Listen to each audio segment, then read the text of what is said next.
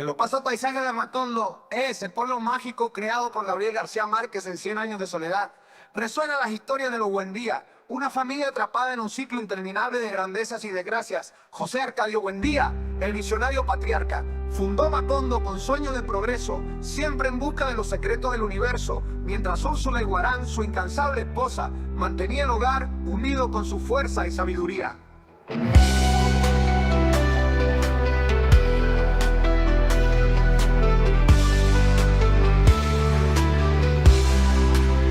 Estos personajes, junto con una pléyade de descendientes, nos muestran que Macondo no es solo un lugar, sino un espejo de la humanidad. Sus alegrías y tragedias, esperanzas y desesperanzas, tejen una saga que trasciende el tiempo y el espacio, invitándonos a reflexionar sobre nuestras propias existencias y la inexorable rueda del destino.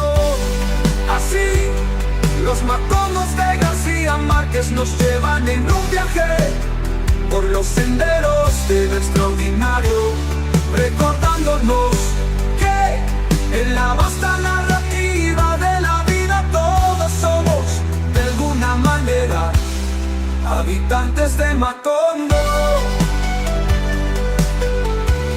Bienvenidos a Macondos del siglo XXI.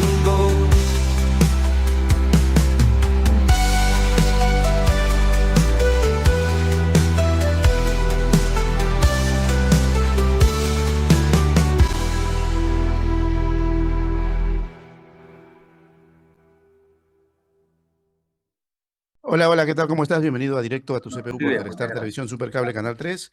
Estamos en directo como todos los domingos, en esta oportunidad, nuestra cita ineludible con el panorama mundial, siempre en el marco de nuestros concursos Notas Migratorias César Vallejo 2024, también Macondos del siglo XXI, y en este caso con la parte que nos compete, también saludar a la audiencia que tenemos en la parte alejada de la capital de Perú. No solamente llegamos a través de Telestar Televisión, Canal 3 de Supercable y Canal 6 Láser, Canal 19 de Cable Red Huancayo y Huancavelica, Canal 30 de Supernet en Huacho y Huaura, Canal 11 Sensación y TV Cable, Selva Mía, Atalaya, Ucayali, Canal Musical 6 Láser Cable, San Martín de Pangoa, Satipo, y vía Surimar Televisión y también Virtual Televisión a nivel internacional.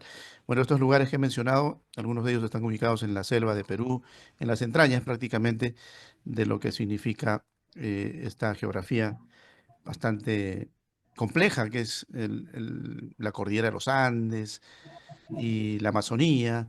La verdad que es bien rica la presencia de nuestra cultura milenaria, incluso en estos lugares.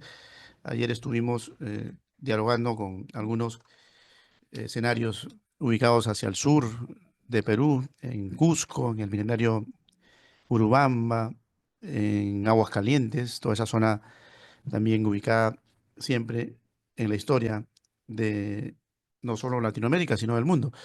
Y para hoy, pues vamos a tener la participación de nuestros concursantes y un invitado especial que es el profesor Pedro Ávila, que está siendo nominado para nuestra próxima distinción honoris causa que otorga la Fundación Universidad Hispana. Como saben ustedes, pues que las trayectorias de nuestras personalidades a veces pasan desapercibidas, ¿no? De las más trascendentes. Y aquellas intrascendentes, aquellas que rondan entre una anécdota vulgar y grotesca, son las que se difunden con la facilidad de las redes sociales y de los medios de comunicación clásicos, ¿no? Que están a la saga de que alguien se tropiece, alguien se caiga, alguien estornude, alguien dé un golpe, alguien dé cosas así medias disparatadas para hacerlos famosos. Y muchos de ellos viven incluso de esta circunstancia atroz, pero así es en la vida, bueno, que se va a hacer, ¿no? Nuestra intención es ir hacia el otro lado del escenario, donde encontramos a personalidades que simplemente se han quedado quizás detenidos en su Macondo, ¿no?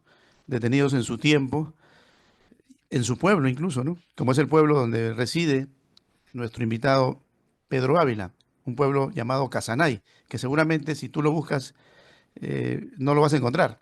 Y si lo encuentras, pues a duras penas, ¿no? Mientras que si pones otros escenarios eh, de conflictos o de situaciones eh, totalmente estrambóticas, pues sí lo vas a tener rápido en las redes sociales. Pero bueno, así son las cosas, como diría Oscar Yáñez, el profesor Pedro Ávila. Sus saludos y bienvenido a nuestra cita de hoy. Usted es un invitado especial. Vamos a conversar con usted un momento para que lo conozcan nuestros invitados. Y luego vamos a ir también a preguntarles a ellos un poco sobre su participación en el concurso y tal vez por ahí tengan alguna inquietud respecto a su trayectoria de profesor. Ser profesor en América Latina es una de las últimas esferas de importancia, cuando debería ser la primera, ¿no? Para estar mejor por estos lados. Pero no es así. No solamente pasa en Venezuela, pasa en Perú, pasa en casi toda Latinoamérica. No sé si alguno dice lo contrario. Y si lo dice, pues que lo explique por qué cree que sí están siendo vistos positivamente y como deben verse los maestros a nivel de nuestro continente. Bienvenido, profesor, sus saludos. Muchas gracias, profesor. Sí, mi nombre es Pedro Ávila, exactamente Pedro Luis Ávila Brito.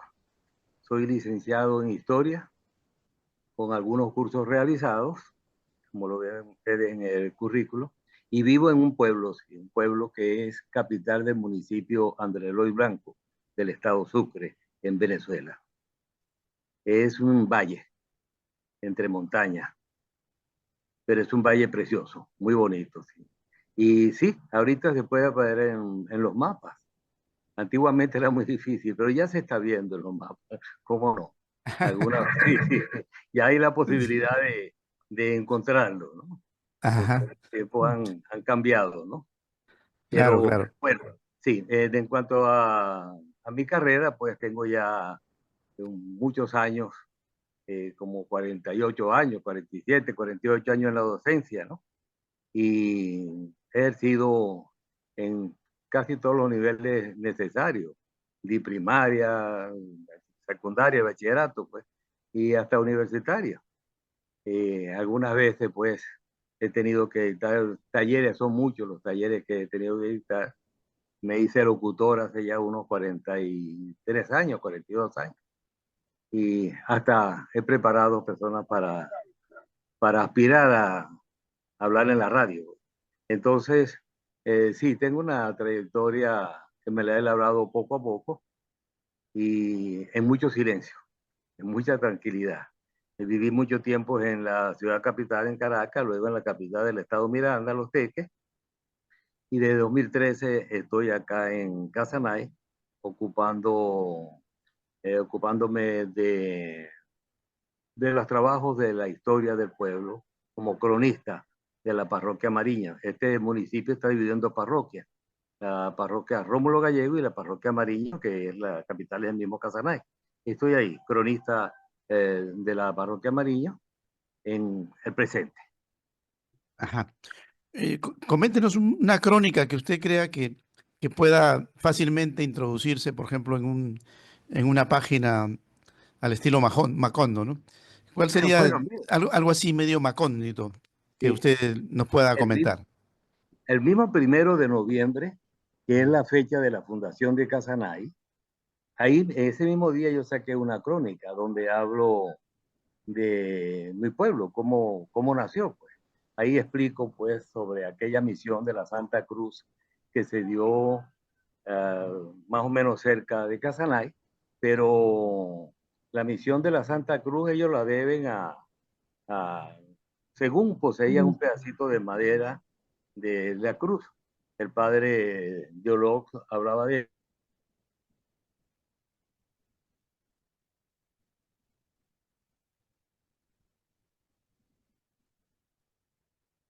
Parece que se le fue la señal al profesor Pedro Ávila. que está a pocos kilómetros de allí. Ajá. Y se establece la misión allá en Amanita. Luego ellos tienen que irse de allí por cuestiones problemáticas que tuvieron, se divide la misión y una parte de ellos se vienen hacia el valle que los indios llamaban Casanay. Es decir, que el nombre de Casanay ya estaba en boca de los indígenas. No tenemos una precisión de cómo nació ese nombre, pero cuando ellos llegan aquí el 1 de noviembre de 1694, allí colocan su estandarte religioso, su estandarte del Reino de España, y aquí nace la ciudad de Santa Cruz de Casanay. Esto es el inicio de este pueblo, tipo Macondo, porque resulta que este era un pueblo muy, digamos, mojado, pues. La laguna de Buenavista, la laguna de Campoma se unían en una sola ciénaga que está en la parte occidental del pueblo y llegaba hasta lo que es hoy la Plaza Bolívar, pero era aprovechado por otro pueblito muy cercano, Guarapiche, para en los momentos de retiro de las aguas, ellos utilizaron como agricultura, pero no para vivienda. Cuando las aguas empiezan a retirarse de verdad, que demora más tiempo, se van estableciendo las poblaciones acá, ¿no? Y los indios se van quedando más tiempo, nace Santa Cruz de Casanay, y es Casanay, pues, un pueblo ahorita con muchas fertilidades, ha crecido enormemente, con grande producción de los cocos. Tan es así que a Casanay en un tiempo se le conoció como Casanay de los cocos, porque la producción de coco en cualquier patio de casa había una mata de coco, en los montes muchos cocos, y todavía lo hay, ¿no? Y entonces se le llamaba Casanay de los cocos. Pero también es cierto que la fertilidad llevó a sembradíos de flores, grandes cantidades de flores, que hasta hay una calle que se le llamó Calle de las Flores, Calle Las Trinitarias, se le llamó un tiempo por la flor trinitaria que la había en gran cantidad. Hoy es Calle Santa Marta, en honor al pueblo donde falleció el Libertador allá en Colombia, ¿no? La actual Colombia. De tal manera, pues, que algo de Macondo ha tenido este pueblo también, ¿no? Sí, bueno, tiene el 1 de noviembre, que es Día de Todos los Santos, ¿no? O sea que El Día de Todos los Santos. ronda por ahí el recuerdo de los antepasados. Hay que ir al cementerio, hay que visitar a los muertos, ¿no? Sí, porque fíjese que con el tiempo me enteré realmente, fui yo quien me enteré por el tiempo que frente a la iglesia está la Plaza Bolívar, y que el centro de la Plaza Bolívar, todo lo que llama Plaza Bolívar es un centro de cultivo, pero el centro de la Plaza Bolívar resulta que fue donde estuvo el primer cementerio.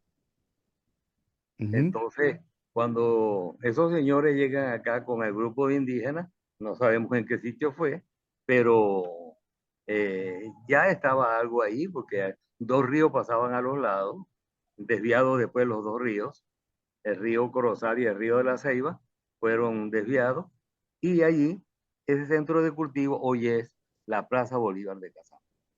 Desde los Ajá. años 20 comenzó a formarse, y para 1934 ya toma nombre, pues, oficialmente.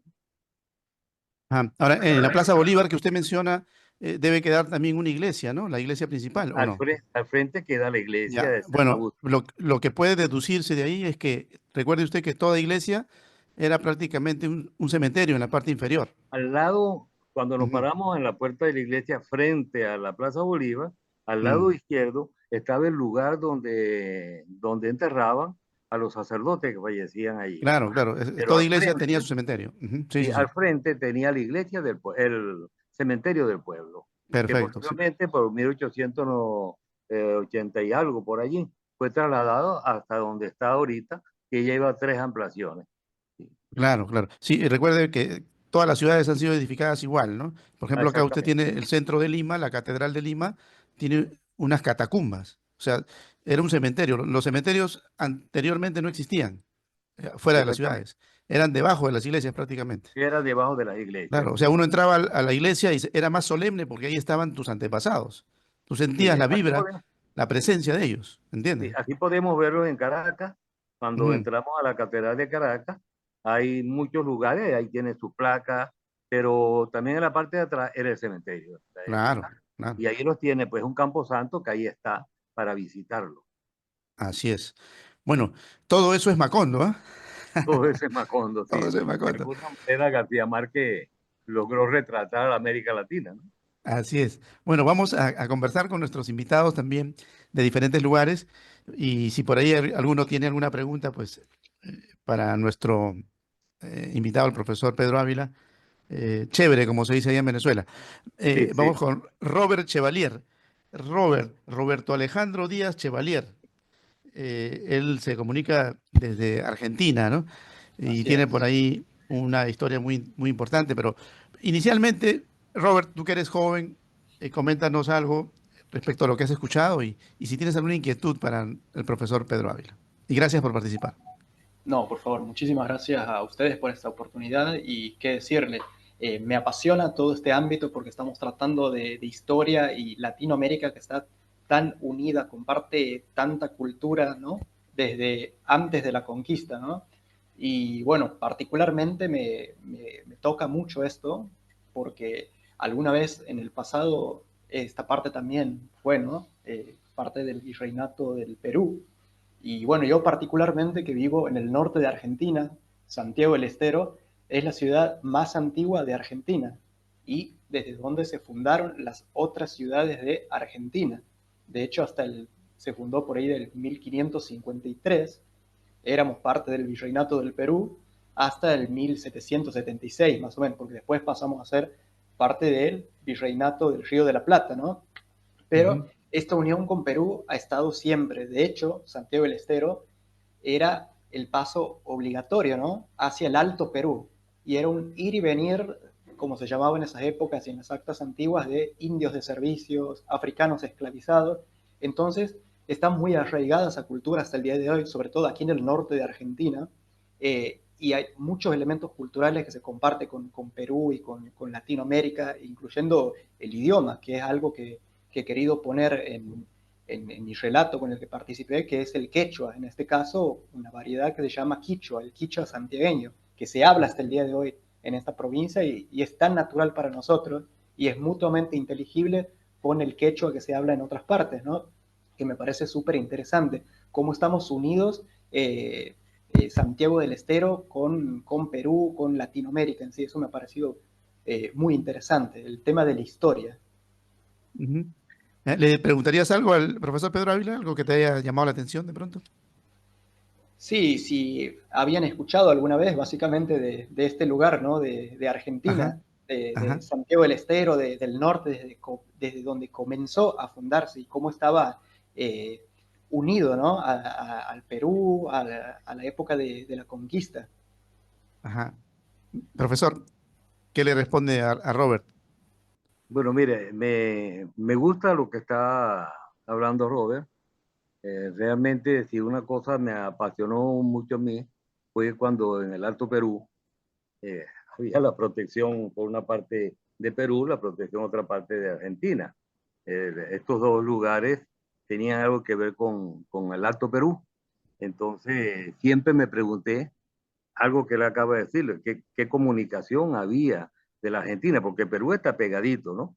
Pero Argentina, ¿cómo era la comunicación? Ya me lo ha dicho, pues, de este lugar de donde él está, que era la comunicación más directa con el Alto Perú, pues.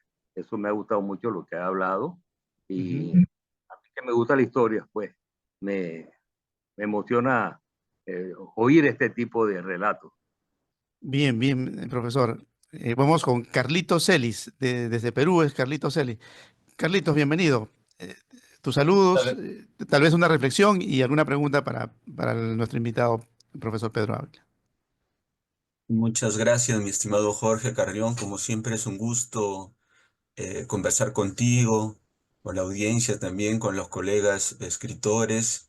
Es pues sin duda una oportunidad más, ¿verdad? Para poder dialogar, compartir nuestras experiencias de los diferentes lugares donde hemos tenido ese gusto, ese placer de conocer, ¿no? Lugares recónditos que nos traen, pues, nos traen recuerdos, nostalgias, los paisajes. Cada lugar tiene sus paisajes hermosos, no más en la serranía. Yo particularmente soy costeño. Yo soy costeño en sí, pero he tenido la oportunidad de viajar bastante en el Perú, por diferentes lugares de la serranía, ¿no? Lugares altos también, ¿no? En una oportunidad incluso tuve la oportunidad de subir al Pico San Mateo en Huaraz a una altura de 5.150 metros, ¿no? que es lo más alto que he podido subir. Quisiera subir más alto, ¿por qué no? Llegar al Huascarán, quizás. Bueno, y todas esas experiencias lo trato de plasmar en los escritos, ¿no? Estoy por mi segundo libro de relatos, que es lo que veo en lo que más me puedo desplayar.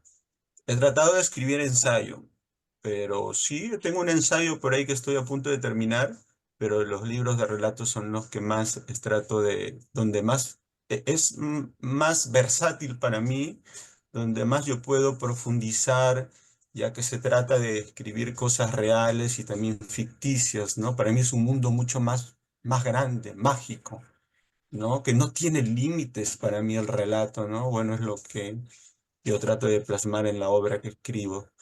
Quizás preguntarle si al profesor, yo soy profesor también de educación primaria, preguntarle al profesor Pedro Ávila, él habló acerca de indígenas. Mi padre vivió un tiempo en Bagua, por la selva, ¿no? En Imasita, Yurimaguas, no sé si has escuchado esos lugares. Y, y sí, porque la idiosincrasia de cada lugar, bueno, acá de cada, serían etnias, ¿no? Son diferentes. ¿Qué es si él ha escuchado acerca de estos indígenas, de los aguarunas? Me recordé, había olvidado el nombre, los aguarunas, al profesor Pedro. Con mucho Ajá, respeto, le saludo también, respeto para bien. él. Gracias, Carlitos. Profesor Pedro, lo escuchamos. Sí. Bueno, no, no, ese nombre no lo tengo en mi recuerdo. No, no creo haber escuchado de esos indígenas, Ujú. aun cuando, porque casi siempre lo que se habla de los indígenas de Perú es lo de siempre, pues, que si los incas, que si todas esas cuestiones, y nos hablan del Machu Picchu. eh, por cierto, me llamó mucho la atención la altura de la montaña de la que habló Carlos hace un momento. Y mi pregunta es, ¿el Machu Picchu hasta dónde llega en altura también? No lo tengo en la mente cuánto puede ser, ¿no? Pero me llamó mucho la atención eso. Lamentablemente, el pueblo del que me está hablando, me gustaría saberlo, si hay la posibilidad, lo buscaré por ahí en algún lugar cuando él me repita el nombre. Ajá, 2.430 metros sobre el nivel del mar está ubicado Machu Picchu, El profesor. Machu Picchu. Y él me habla de 2.004. Sí. 5.100. Claro, él se subió al doble de Machu Picchu. Hizo dos Machu Picchus. Y habría respiración allá arriba. Sí, sí, y el Huajarán está a 8.000. O sea, imagínese usted. Por eso Sí. que a los europeos les gusta mucho venir al Huascarán, ¿no? Caramba, claro, sí, es como si fuese a las montañas de allá de Himalaya, que están altísimas. Sí, sí, sí, prácticamente estamos en la misma línea. Bien, vámonos con Juancito, Juan Wallace. Él tiene el apellido de un escritor famoso, ¿no? Europeo, pero él es Foster, bien argentino, bien argentino. Bienvenido, sí, Juancito. soy bien latinoamericano. Tengo Ajá. el apellido nada más de europeo. Bueno, primero, muchas gracias, Jorge, por esta invitación. Para mí es un placer. Me está esperando un asado ahí con amigos, pero para mí esto es otro asado con amigos también, para hablar de. Bueno, saludos a todos, a mi compatriota ahí de Santiago del Estero, que es hermoso. Recomiendo que lo visiten porque yo estuve hace muy poco por ahí también. Soy un viajero incansable. He recorrido toda Latinoamérica. Justo, también soy cantautor, hago música y acabo de escribir una canción hace poquito que se llama Latido América, del latido del corazón, ¿no? Haciendo una conjunción de palabras en vez de Latinoamérica latido, porque he recorrido desde aquí, de donde yo vivo, que es de Chascomús, se llama la localidad, está a 120 kilómetros al sur de la ciudad de Buenos Aires. Es un pueblo también que casualmente se fundó en 1777, justamente cuando dejé de ser virreinato de Lima, acá todo el Río de la Plata, y se llama el Virreinato del Río de la Plata. Se funda justamente por expulsión a los indios de Huelches, que estaban digamos, ubiquemos el mapa de Argentina, del sur de la mitad de Argentina para abajo, fueron los últimos indígenas que, digamos, los expulsaron, los mataron, lo que fuere, lamentablemente, ¿no? Y tristemente. Y este lugar fue Punta de Rieles porque llegó el ferrocarril acá, lo más al sur de Argentina fue aquí primero, Y bueno, aquí se desarrollan todas mis historias, que yo narro en todos mis cuentos, también hago cuentos cortos, que es lo que me gusta a mí.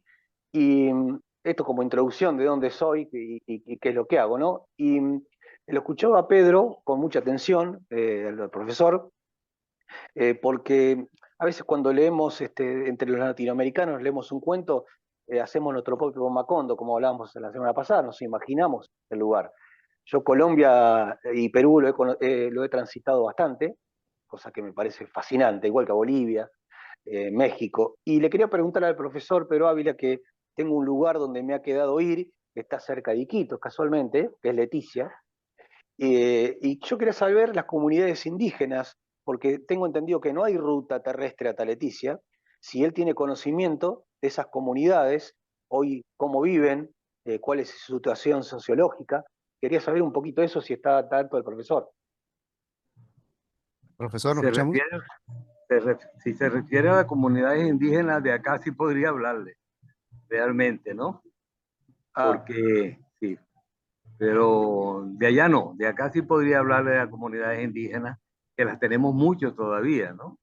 sí, Aquí, yo me ajá, refería a esta pregunta, profesor, porque, como usted decía, conocemos mucho de los incas, conocemos mucho de acá, también de Argentina, de todos, eh, que los incas llegaron a la Argentina también, hasta, hasta Catamarca, Mendoza, que tenemos el pico más alto, hablando de altura, que es el Aconcagua, de 6.800 metros de altura.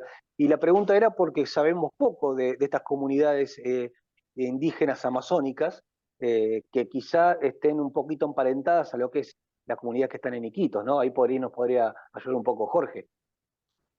bueno, Ajá. realmente lo que conozco es en el plano de la historia que siempre se nos habla de los incas, por ejemplo, cómo no, de toda esa región ocupada por esos indígenas y de dónde vienen, de dónde, cómo se originaron, realmente no tenemos una información. Sin embargo, he oído o he leído algunas veces de historiadores que han relacionado a los incas con aquellos señores egipcios que 1000 años antes emigraron de sus lugares de origen. Y yo me preguntaba algunas veces, porque un viaje de Egipto a Perú es bastante largo, bastante tiempo, mucho mar hay que transitar, ¿no? Entonces me preguntaba si esos indígenas dejaron sus huellas en tantas islas que hay para tener los parecidos que algunos historiadores han encontrado con los incas. Pero realmente lo que nos enseña a nosotros la historia universal en los estudios acá de secundaria es poco con respecto a eso, ¿no? Como alta cultura, lo señalan los incas, los aztecas, los timotocuicas de Colombia. Simplemente esas son las explicaciones que podían oírse y es lo que ustedes pueden conseguir en cualquier libro.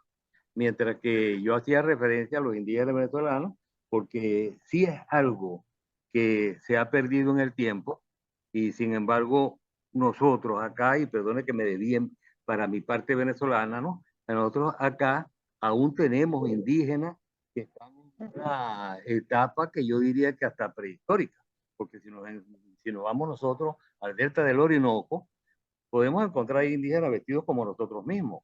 Por ejemplo, en la región de Guaya, pues nosotros podemos conseguir en el delta del Orinoco en Guaya indios así, a lo mejor con un celular inteligente, pero nos vamos a Navazanuca, en el mismo delta, y nos encontramos con unos indígenas que están totalmente desnudos, que si nos ven extraños, que no hablan sino del guarao, tal vez un poquito de, del habla criolla, como llaman ellos a los no indígenas, los criollos, dicen ellos. Entonces nos encontramos con que hay una parte todavía de los indígenas nuestros que falta, a los cuales falta llegar. Y me pregunto, como decía el doctor Esteban Emilio Monzoñi, un gran conocedor de los indígenas venezolanos y de las lenguas indígenas venezolanas, que él decía que hubiese sido de nosotros si no nos hubiesen conquistado aquellos europeos. ¿Por qué? Porque todavía hay indígenas en esa forma de vida. Si nos vamos al Zulia,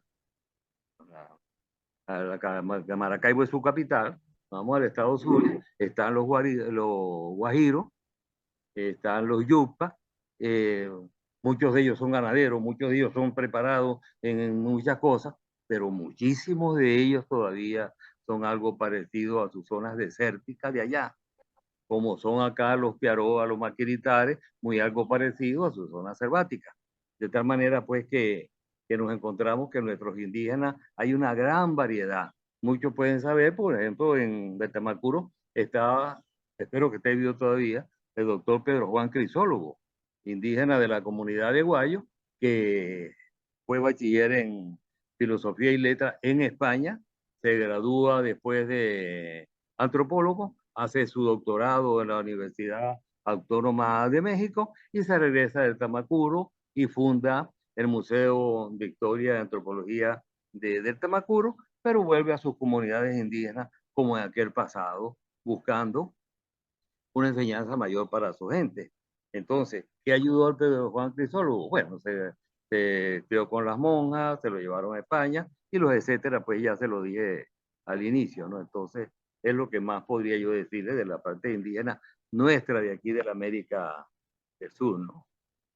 Por Ajá, eso me bien, atreví a bien, profesor. Bueno, dentro de la explicación que pedía Juan, lo que hay que un poquito clasificar ahí sería lo que significa la parte aborigen de lo que más se vende, como dice el profesor eh, Pedro, de Perú es pues la etapa máxima que llegó con el Imperio de los Incas, ¿no? Pero realmente, si escarbamos un poco la historia, sabemos que hay infinidad de culturas que han sido mucho más incluso inteligentes, se podría decir, ¿no? Por todas las misticidades que todavía se viven en el Perú y que son inexplicables muchas de ellas, sino que el conquistador, el que ganó todo eso fue el Inca, pues el Inca fue no solamente fue un ambicioso por vivir de pronto en su propio terruño, sino conquistador, ¿no? Se iba a otros pueblos. Y prácticamente por eso que el Perú creció tanto, ¿no? Llegó hasta la Argentina, ¿no? Precisamente por el ímpetu de Pachacute, que era uno de los más guerreros, ¿no? Y que no se conformaba con lo que tenía y quería más. Eh, y entonces la historia se vende, gracias a él también se difunde, ¿no? Se difunde de pronto el Perú hacia otras esferas.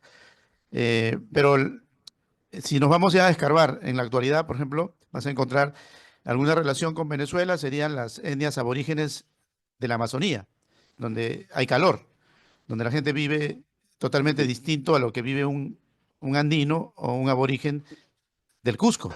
En el Cusco estamos hablando de 2.800, 3.000, 4.000 sobre el nivel del mar. O sea, gente que tú la ves ataviada con mantas, con chullos, ¿no? Pero si te dan una foto de un aborigen peruano de la Amazonía, está desnudo, ¿no? Está desnudo, ¿por qué? Porque por ahí hace un calor infernal, tipo, Así es. tipo de pronto la zona donde están los guajiros allá en Venezuela, donde están los maquiritares en Venezuela, los yucpas en Venezuela, ¿no? O sea, y hay mucha afinidad. Entonces, ¿qué sucede? Cuando tú expectas a un aborigen de la sierra, el aborigen de la sierra, pues en la noche está durmiendo, ¿no? Porque hace un frío espectacular, ¿no? No tiene nada que hacer fuera de su casa. Es más, no se abastece de pronto la casa por el frío que hace, ¿no? Tiene que buscar la forma de abrigarse. Mientras que si te vas a la selva, te vas a dar cuenta que el de la selva no está dormido, está despierto. Y que a esa hora trabaja, ¿no? Él se amanece trabajando, ¿no? ¿Por qué? Así Porque es. dice que en la noche surcan los peces. ¿Qué significa surcar? Ir contra la corriente. Entonces un pez está más entretenido por sobrevivir surcando y es más fácil capturarlo que capturarlo de día, ¿no? De día lo vas a pescar y no lo pescas. ¿Por qué? Porque está a favor del río. Entonces es una situación, por ejemplo, que ellos te explican, ¿no? Te dicen, ¿por qué trabajo de noche? Porque en la noche es cuando yo consigo mayor cantidad de peces, ¿no? Siendo esta una de las actividades que realizan. Pero hay muchas, ¿no? Para cazar, por ejemplo, es mejor cazar de noche que cazar de día, ¿no? Porque el Así leopardo es. está descansando, ¿no? El tigre está descansando, el jabalí, lo que tú quieras. O sea, es otro mundo, es otra vida. Otro. Y poco es lo que se escribe del Perú de ese mundo, ¿no? Al Perú se le conoce por los aborígenes incas y por los que son del frío. y no es famoso por sus aborígenes amazónicos, ¿no? Siendo Sí, la Amazonía el pulmón prácticamente en los últimos tiempos, casi no solamente de Perú, sino del mundo, ¿no? del Pero mundo. bueno, ya esa es parte ecológica. Vamos a continuar. Sería alguna de las explicaciones que habría que escarbar, Juancito, y gracias por tu pregunta. no, Nos por vamos favor, con, Jorge, muchas gracias. sí, gracias a ti. Vámonos con Santos Cejudo Sánchez Bermejo. Él es desde España, creo que estás, si no me equivoco, o está en algún lugar de Europa. Bienvenido, Santos. Y esperemos que te esté agradando la conversación, la temática. Muchísimo, ¿Sí? muchísimo, muchísimas gracias por invitarme. Además, ha sido inesperado, muy inesperado. Bueno, pues como tú bien has dicho, yo soy de España, soy de La Mancha, realmente del mismo pueblo en que fue bautizado don Miguel de Cervantes, y lo llevo muy a orgullo de La Mancha. Pero, como bien dices, me encuentro en Europa. Resulta que, como bueno, los compañeros también de Argentina, y bueno, y creo que alguien más ha comentado que es profesor de secundaria. Yo soy profesor de secundaria de idioma castellano, pero en Inglaterra, que es donde resido y donde vivo. Y bueno, llevo ya muchos años dando clases a ingleses, a chicas y chicos de 16, 17, 18 años, intentando ser un heraldo del idioma castellano a la vez que la cultura castellana, en la cual pues englobo todos los países del centro y del sur de América. Entonces, bueno, pues estoy fascinado y encantado de la vida de estar escuchándolos, porque bueno, de alguna forma intento ser heraldo del mundo anglosajón de este idioma y esta cultura nuestra que me ha tocado vivir. Pero ahora mismo, como bien has dicho, llevo muchos años trabajando, me he cogido un año sabático. Con mis dos niños, tengo dos niños pequeños de 5 y 7 años y mi esposa, una caravana, autocaravana de estas súper viejísimas. Estoy recorriendo toda Europa. Ahora mismo me encuentro en Montenegro con mucho frío, en la zona de los Balcanes, y escucharles a ustedes es como, yo qué sé, es volver, ¿no?, a coger ese calor interno de estas comunidades que estáis comentando. Bueno, pues eso a modo de introducción mía. En el ámbito literario, yo he escrito sobre todo mucho para niños, para un público juvenil.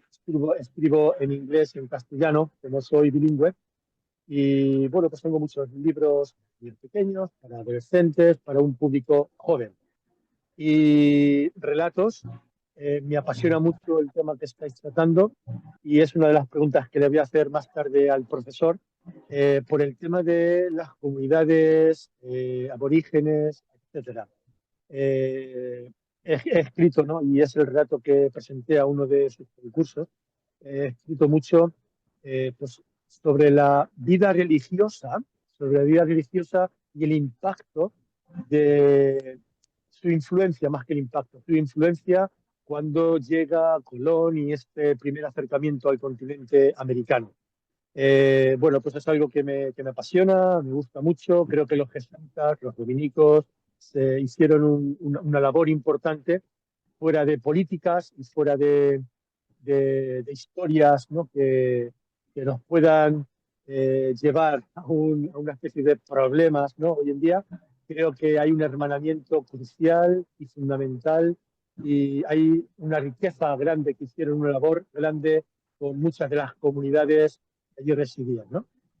Entonces, bueno, pues son relatos de los que yo escribo. Escribo mucho de eso. Yo, mi degree, ¿no?, mi licenciatura es en filosofía y en teología, entonces es un tema que me apasiona y siempre me gustó, sobre todo en la llegada de estos españoles a América, luego cuando llegan también los portugueses, todas las influencias con las comunidades religiosas y cómo se salvaguardaron en algunos aspectos, cómo se maltrataron otros muchos.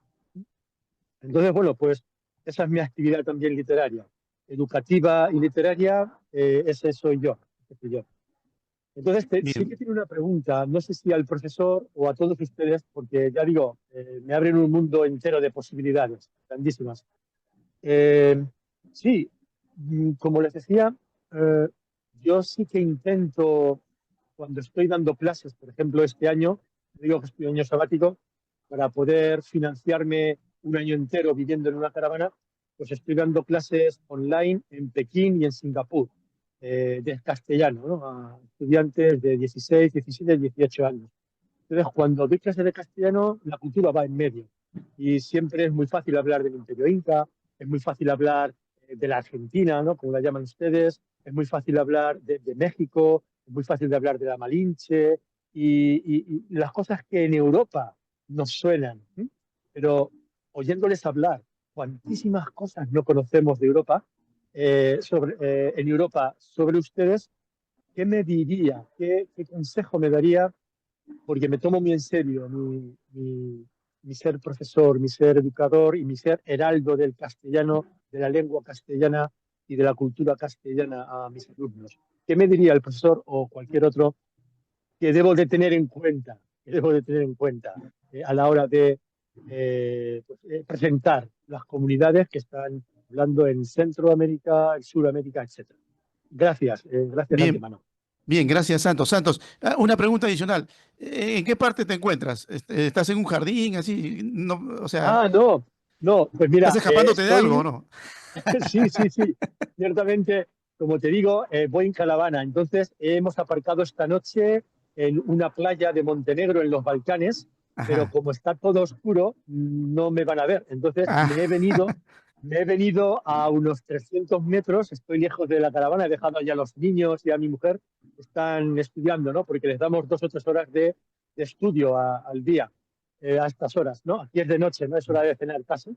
Entonces me he venido para que me puedan ver la cara, si no, no me iban a poder ver. Está bien, todo oscuro. bien, bien, En gracias, los gracias, Santos. Balcanes, en los Sí, sí, Balcanes. bien, bien, gracias. Vamos a escuchar al profesor Pedro a ver qué te dice, qué te responde. Profesor, lo Profesor, escuchamos.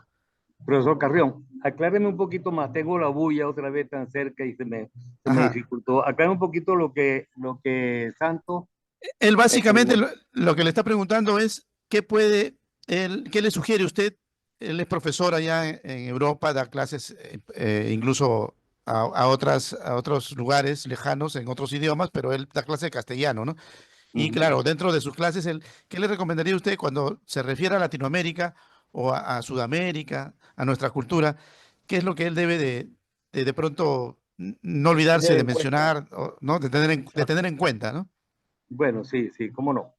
Mire, una cosa que aquí no debemos olvidar nunca es nuestro idioma castellano, ¿no? Nuestro idioma castellano, la constitución, las constituciones de Venezuela desde 1911, cuando se dio la declaración de la independencia, siempre ha dicho el idioma oficial de la República de Venezuela es el idioma castellano. Siempre, todas las constituciones, que son varias, las que han tenido que realizar, siempre lo menciona así.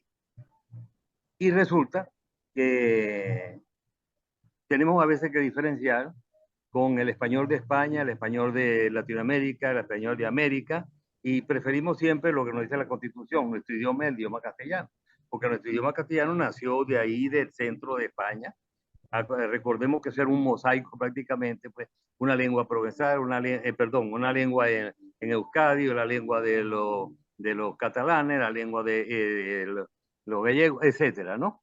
Todo eso y es la de Castilla la Vieja, la que nos llega a nosotros, por ahí en el lugar de La Mancha, donde nació nuestro amigo Santos.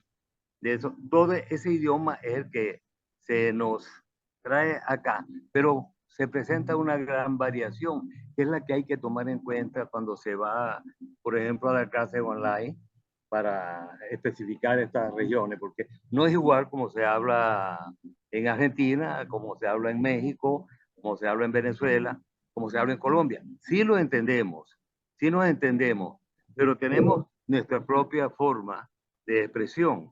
Digamos el caso de Colombia, yo creo que el de Colombia es el que mejor se expresa muchas veces en la pronunciación, pero Argentina tiene su propia forma, su propia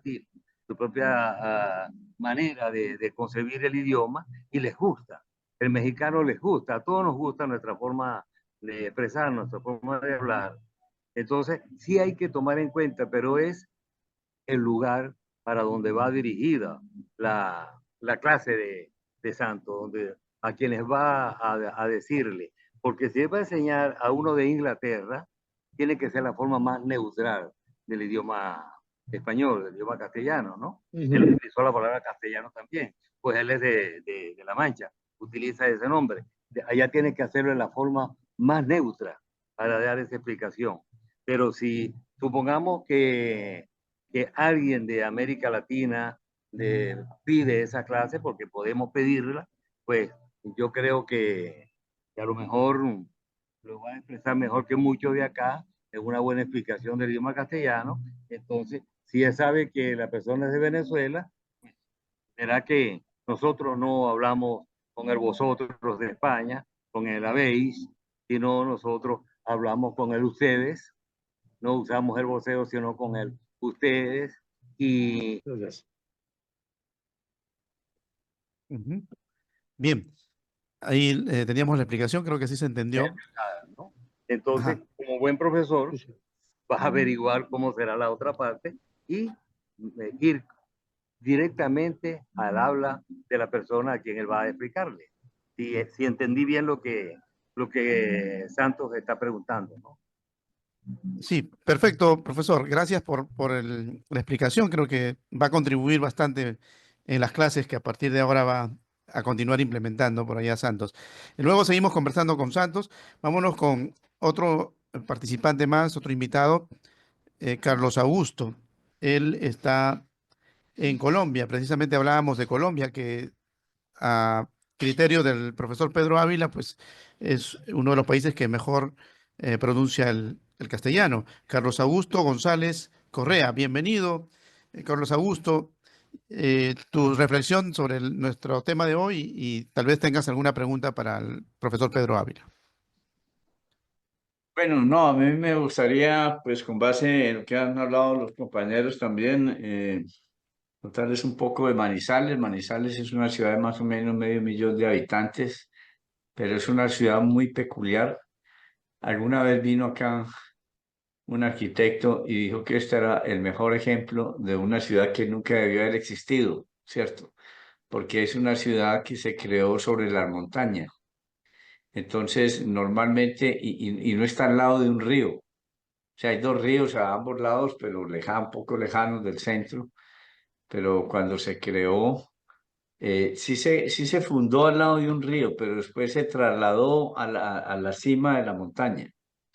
Entonces Manizales está sobre la montaña y la calle principal va a hacer recorrido de la cima de esa montaña y termina en una parte que se llama Chipre, desde donde se observa la otra cordillera. Nosotros acá tenemos tres cordilleras. Los Andes se dividen en tres en el sur de Colombia. La cordillera oriental, la central y la occidental. Bogotá está en la occidental. Medellín y Manizales están en la central de la ladera occidental. Entonces, desde acá, desde donde nosotros estamos en Manizales, se aprecia la cordillera oriental, que está cercana al Océano Pacífico. De acá no vemos el Pacífico, pero sí vemos la cordillera occidental y que hace parte del Chocó, que es una región selvática muy poblada por afrodescendientes. Entonces, también es Manizales el producto de un movimiento que en el siglo XVIII, finales del siglo XVIII, que se llamó la colonización antioqueña. Fue un grupo sobre todo de españoles, de, de, de vascos, perdón, ¿cierto? De origen vasco, que se vinieron por las cordilleras, por las laderas, buscando oro, básicamente. Ellos buscaban lo que en Colombia se llaman huacas, que son entierros, son sepulcros indígenas que estaban muy llenos de oro.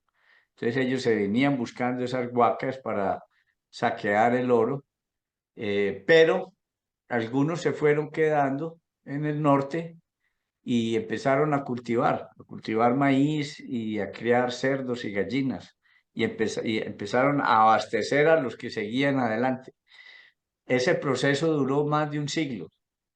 desde finales del siglo XVIII, estamos hablando del 1780, 90, hasta la última ciudad que se creó fruto de esta colonización antioqueña, es una ciudad que se llama Sevilla, que queda en el norte del Valle del Cauca, al norte de Cali. Entonces, ese movimiento dio origen a muchos pueblos y a todo lo que se llama la cultura antioqueña, de la cual la gente de Medellín, pues es como la capital central. A nosotros nos llaman acá en Colombia, a todos los de Antioquia y Caldas, nos llaman paisas, los paisas. Entonces es una muy peculiar por eso. Y otra peculiaridad que tiene toda esta región es que acá no hubo, la población indígena desapareció. En parte la mataron los españoles, pero también muchos pueblos que vivían acá, parece que por lo menos algunos se autoinmolaron, o sea, se suicidaron antes que caer en el dominio y la esclavitud de los españoles.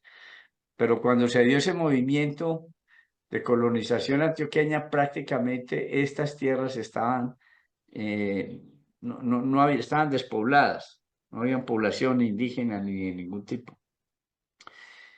Y a pesar de que en el norte de Antioquia hubo explotación minera y hubo esclavos de origen afrodescendiente, en la mayor parte no hay afrodescendientes. Entonces, esto es una población que es predominantemente de origen español. No hay una gran influencia indígena, prácticamente mínima, aunque hay algunos resguardos indígenas y tampoco afroamericanos. Hay un historiador norteamericano que se llama Parsons, que escribió este movimiento y él lo compara un poco a lo que fue el movimiento de colonización en Estados Unidos, toda la colonización del occidente de Estados Unidos, lo de los vaqueros, etcétera, el oeste americano, pues obviamente con unas peculiaridades muy distintas. Bueno, entonces, primero eso. Y segundo, también quería comentar que a mí me parece, siempre me ha parecido asombroso que toda América, por lo menos la parte que fue pues, dominada por España, se habla prácticamente un mismo idioma. Yo no sé en qué porcentaje podríamos considerar la igualdad o la semejanza del español o el castellano, como se quiera llamar, pero prácticamente desde México hasta la Patagonia, cualquier persona se puede entender perfectamente. Lucas, brother ¿Aló? is 13. Ajá. Hay un micrófono abierto. Sí, sí, hay un micrófono abierto. Vamos a... Ya, ahí continúe. Pero, Ya.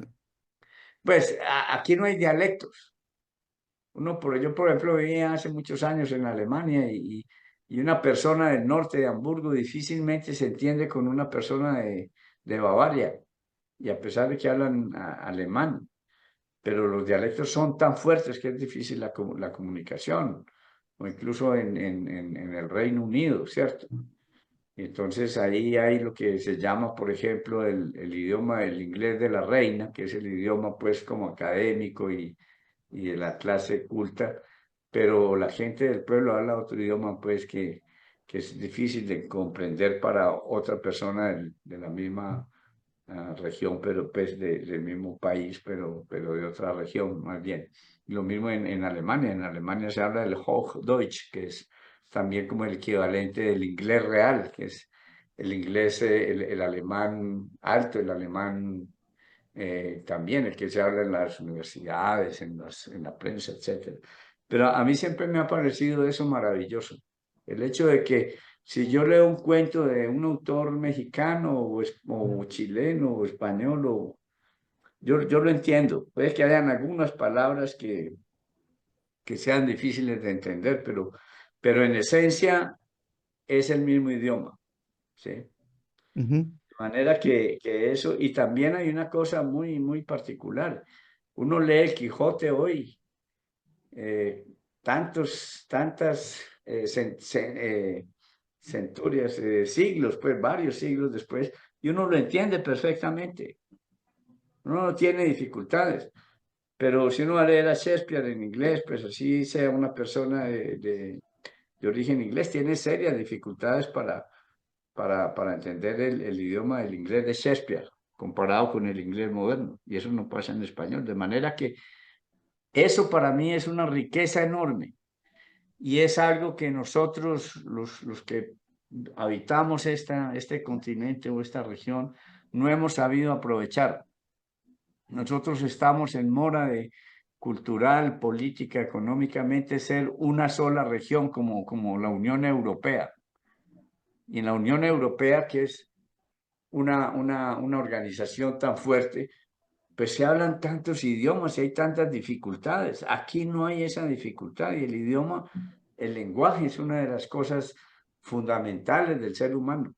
Nosotros estamos en mora de aprovechar eso, de aprovechar esa unidad idiomática para fortalecernos como región, como economía, como todo eso. Eso era pues como lo que yo quisiera compartir y de pronto preguntarle al profesor Ávila, por curiosidad, ya que se han mencionado pues y yo también, digamos, aspectos etnográficos, ¿cómo es la composición étnica de allá del lugar que habita ahora actualmente? Como les digo, por ejemplo, toda esta región básicamente es una región muy caracterizada por un origen español. La influencia indígena y la influencia afroamericana es muy baja y es tangencial.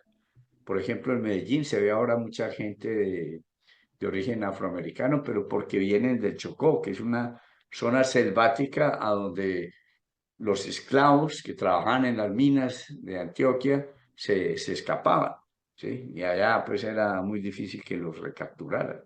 Entonces el Chocó, que por cierto es una de las regiones, la segunda región más lluviosa del mundo, es predominantemente negra e indígena, ¿sí? Entonces, estas diferencias pues son interesantes. Me gustaría escuchar del profesor Ávila, pues, cómo es la situación allá donde vive. Muchas gracias. Bien, bien, gracias, Carlos. Vamos con el profesor Ávila. Profesor, ¿qué le respondería? ¿Cómo es la zona de Casanay? Básicamente, ¿hay alguna referencia aborigen, indígena, o usted cree que es ya netamente española? Yo creo que aquí es muy regional, porque fíjense que según los comentarios históricos, aquí llegaron chaimas, pero muy cerca de aquí, a unos 3 kilómetros de aquí, estaban guaraos. Entonces, algunas personas de los viejos, aquellos viejos de antes, ellos decían, ¿por qué chaimas y no guaraos? O hay la liga de los dos. Aquí se ha aprendido mucho, pero es de afuera. Aquí llegan muchas personas, así como España nos presentó, cuando la península ibérica se nos presentó como ese mosaico de tantas lenguas, ¿no? Que luego se ven en la necesidad de una sola llamada, el idioma castellano o el idioma español, y sin embargo siguen respetando que los catalanes tengan su idioma, que los galicanos o gallegos tengan su idioma, y así pues. Acá en Casanay hay una penetración de muchos lados, y uno se puede encontrar que el casanayero de verdad, el casanayero puro de aquí, habla como una metralleta, habla muy rápido, habla bastante rápido. Entonces se encuentra que cuando viaja, como sucedió conmigo cuando viajo a la edad de 18 años a Caracas, a trabajar a Caracas y luego de estudiar allá, me encuentro que muchos me decían, no te entiendo, por la rapidez con que hablaba. Entonces es cuando yo me veo en la necesidad de tener que buscar cómo aprender mejor. Y yo a la edad de 18 años hago un curso de locución, pero más que todo para ver cómo hablo mejor, porque en la empresa donde empecé a trabajar me jugaba mucha broma por el hecho de que no me entendían bien. Y yo me preocupé porque me entendieran. En Casanay seguimos hablando, o sí se sigue hablando, pues, en una forma gritada muchas veces, no sé si por la cercanía a la costa, aunque la más cercana está a unos 15, 20 minutos, no sé si es por eso que a lo mejor el sonido del mar invita a la gente a hablar gritado, pero aquí todavía se hace así y se habla muy rápido.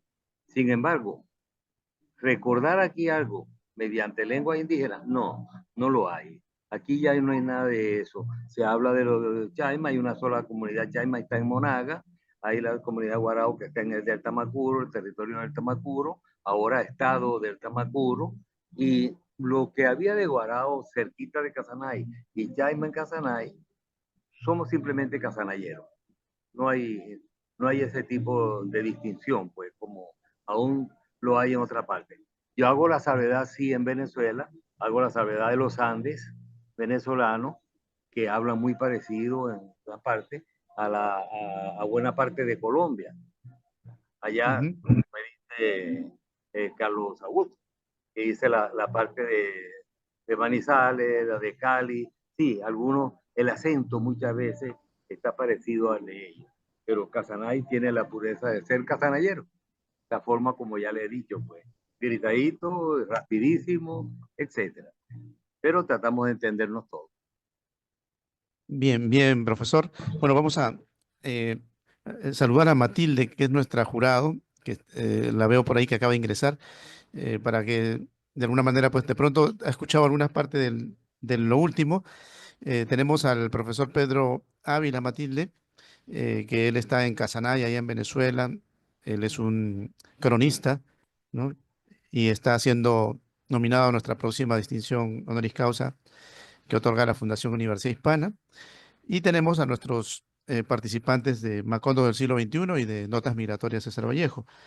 Matilde reside en Madrid y bueno, tiene también ya en sus manos todas las notas 2024 y los Macondos de este 2024 y pronto ya se viene la curva final donde hay que dar los veredictos, pero hay que conocer en carne y hueso pues a los participantes, ¿no? Para salirse del formato frío que a veces tienen los concursos, ¿no? Que tú mandas tu escrito y se acabó. Y punto se acabó, como dicen por ahí los borrachos cuando están ebrios. Y bienvenida, Matilde. Bienvenida, si estás por ahí, te Estoy escuchamos. aquí. Sí, hola, hola, ¿me oís? No, no te vemos. Vemos tu nombre, Matilde González López. Eh, pues estoy aquí, a ver A ver si, cómo... a ver si activas tu cámara. Algo debe estar desactivado. Pero puedes ir hablando mientras intentas. ¿Me Te oís escuch- de todas formas Sí, cuando sí, hablo? sí, te escuchamos, te Ah, escuchamos. bueno, pues pido perdón porque creo que me he confundido con la hora y he calculado como 7 horas de diferencia con Europa y resulta que son 6 cuando me he incorporado a mi hora 5 minutos antes. Estaba hablando el profesor Ávila de Colombia. He oído a Carlos Augusto González Ajá. bueno, me disculpo por este despiste, no sé qué ha podido pasar, he calculado mal. Mm, Efectivamente, me ha llegado exacto todas las intervenciones por escrito de las notas migratorias y el concurso de Macondos y encuentro que va a ser muy difícil hacer una selección porque son todos de una calidad bastante alta. Eso complica mucho la selección y la lectura. Tú sabes que no es tan fácil, no es tan Ajá. sencillo. Ujú. Pero ahí estamos, intentando, claro, pues leer y definir bueno, desentrañar los textos un poco, la intención de cada uno, claro. Ajá. Y conocerlos en carne y hueso, ¿qué opinas ahí? De pronto has escuchado muy poco, ¿no? Pero ¿qué tal si hacemos una ronda y luego te doy la palabra, ¿ya? Vamos a una ronda Bueno, rápida, sí, sí, ¿ya? muy bien, venga. Para que los conozcas mejor, y luego, claro, tú vas a ver en visión de retrospectiva todo desde el principio, ¿no? Ya con calma, Sí, ¿ya? Vámonos con Robert Chevalier. Gracias, Matilde. Bueno, gracias. Robert es Roberto Alejandro Díaz Chevalier. Él está en Santiago del Estero y nos habla precisamente de una especie de mitología que existe por allá en su relación quichua, no quechua, quechua es en el Perú, por allá se pronuncia quichua, tiene mucho que ver con Bolivia, Bolivia también tiene esa pronunciación. ¿Y por qué? Porque es el paso entre la Argentina y Perú. Y recuerden que el Perú era Bolivia, era el Alto Perú, y finalmente pues apareció en la Guerra de Independencia y Antonio José de Sucre, en homenaje a Simón Bolívar, pues hace prácticamente lo que significa actualmente Bolivia, ¿no? Y el altiplano como tal, pero sigue siendo Perú, creemos, dentro de lo que es la esencia, ¿no? Y Argentina también sigue siendo Perú, para nosotros es así, más allá de aquellas divisiones que por ahí los mapas, entre comillas, dividen, cuando deberían unirnos. Pero bien, háblanos de este cuento que es una especie de Adán y Eva, ¿no? Al estilo Adán y Eva mítico, donde alguien come la manzana prohibida y por ahí lo castigan y pasan una serie de situaciones bastante bíblicas. Robert. Así es, así es. Bueno, algo había hablado al comienzo respecto de qué me ha influenciado, y es básicamente que soy descendiente, bueno, además de españoles, soy descendiente de indígenas de aquí de Santiago del Estero, particularmente de la etnia Tonocoté, y por supuesto también para hablar de forma genérica, porque también hay muchas etnias, ¿no? Pero tengo ascendencia incaica por la época del Yanaconazgo, de los llamados indios de servicio que venían del Alto Perú a Santiago del Estero en la época de la conquista. Recordemos que era, sigue siendo la ciudad más antigua de la Argentina. Y bueno, está esta influencia, esta mezcla, ¿no? Esta amalgama cultural que vemos de España con ese hermoso legado que es el castellano, trajo también la religión y cómo se mezcló con estos elementos culturales nativos, ¿no? Prácticamente iguales que lo que tienen en el Perú, porque hablábamos de esta relación con el Alto Perú, ¿no? Y de hecho esta era la periferia del Collasuyo, como se llamaba, la parte más austral del Imperio Incaico, vamos a decir, porque fueron conquistando. Entonces quise hacer un juego, ¿no? Con estas cuestiones, mezclar la parte mítica, ancestral que tenemos aquí en toda esta zona, por eso habrán encontrado palabras que se usan en el quechua, en el Perú y en el quichua, y mezclar la parte de la religión, ¿no? Que nos trajeron los españoles, esta especie de Adán y Eva, pero sobre todo también para darle, para llegar a las nuevas generaciones, para que no se pierdan estas cuestiones culturales de nuestros antepasados andinos, ¿no?